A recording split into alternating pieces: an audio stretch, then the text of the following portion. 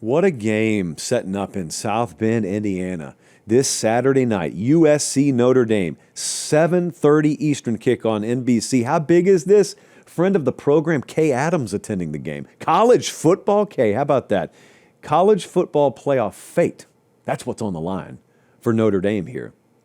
There is some debate out there that a 2-loss Notre Dame's not getting in. There is no debate about 3-loss Notre Dame. They are Pop-Tart Bowl bound, all due respect. Team Blueberry. It was a statement moment last week for some people when USC did what they did to Michigan. Not me. I just thought it was a very impressive win. As I said Sunday, as I'll say again here on Tuesday night, this is where the statement would be made. You don't make statements. In other words, I view a statement as fundamentally changing what I think about you. You don't make a statement as a favorite in the Coliseum. You make a statement by going on the road. You are a 9.5-point dog. And you're facing the team that you know good and well believes they can physically just lean on you because until further notice, you're still USC, or as Meemaw would say, compared to the Notre Dames of the world, you're a little too light in the britches to pull this off. If you prove that wrong, if you turn that narrative on its ear, that is a statement. The number there, 9.5, makes it very clear. The market still has to see it to believe it with USC. The market also still fully believes in Notre Dame. So what do we think about this game? Well, on the surface, on paper, notably what the game is not played on, but on paper, because that's all we have on Tuesday, this looks like one of those games where there is no total high enough. The total is 61.5 right now. Over, under, that's the total.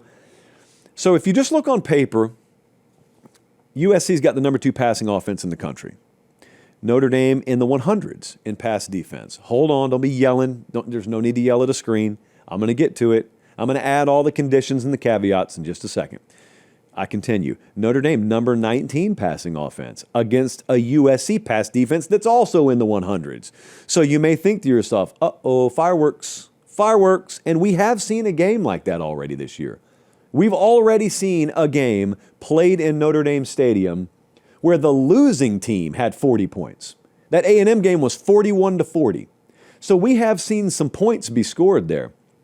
Now, the follow-up is you need to know that, they gave up 41 that night.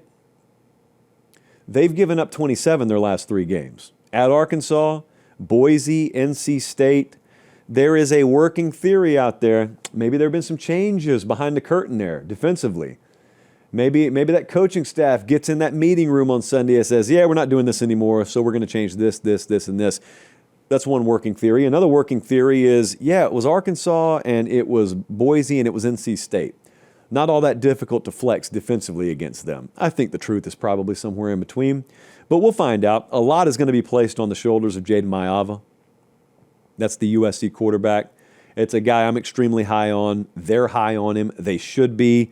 USC is down multiple tailbacks in this game, so he's got to get it done. Notre Dame's good against the run anyway defensively, so it's gonna have to happen through the air. USC had success through the air in this game last year, but remember, that came with turnovers. They threw 2 pick sixes in this game. Notre Dame, by the way, has forced 9 turnovers in the last 3 games, so they've been taking the ball away. USC gave the ball away in this game last year, and that was in L.A. This is in South Bend. Leonard Moore, number 1 grade per PFF in man coverage at the cornerback position this year against Makai Lemon. If you're not able to watch this game on Saturday, don't worry. That matchup will probably happen on Sundays for years to come as well. I just highly recommend you check it out this Saturday. Makai Lemon, by the way, leads all of Power 4 in receiving yards per game. So, which way does that matchup go? We'll get back to the video 1 second. Do me one quick favor. Look down. Make sure you're subscribed. Most of you are. If you're not, please do so. It's the way we keep the channel free, we keep the videos coming, and we get to do college football year-round as God intended. All right, as promised, back to the video. Because I believe Makai Lemon can do work against anyone. It's going to be limited against Leonard Moore, but I'm not. Look, he may shut him down. I just think it's very, very hard to shut that guy down. I think he's the best, along with Jeremiah Smith, the best receivers in the country.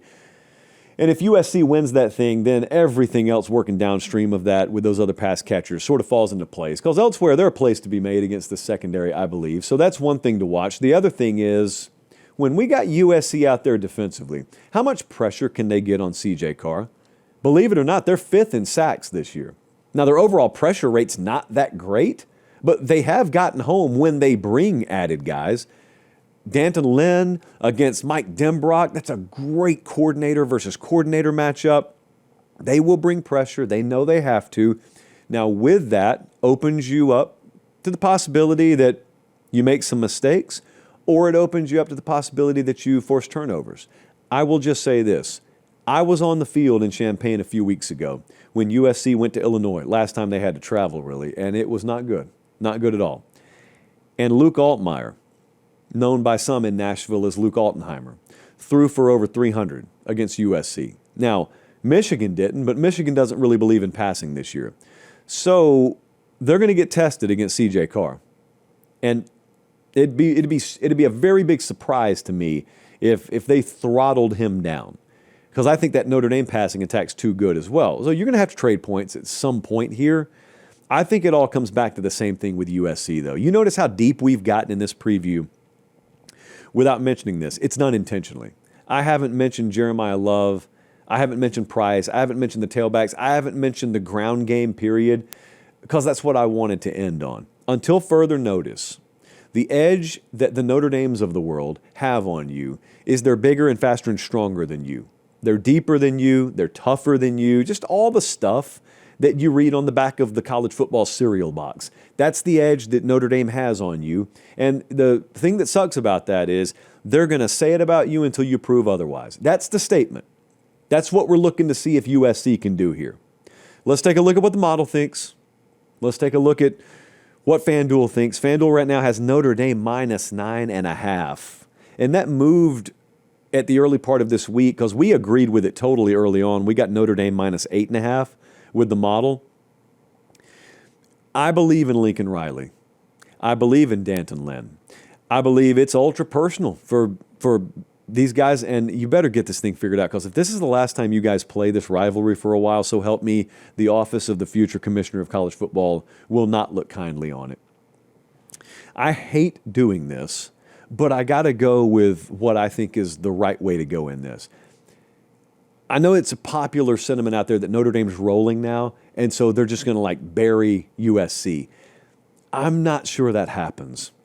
But I've also watched USC get buried. Like, there are some worlds where that Illinois game wasn't even close. And they window dressed it, and defensive plays and turnovers kind of made it close. So there are a lot of two-way goes there. I think Notre Dame's going to win the game. I will roll the dice that USC is able to cover this number. So that's another fence ride. I know I did it with Georgia, Ole Miss. I'm doing it here. I think both these games are close, though.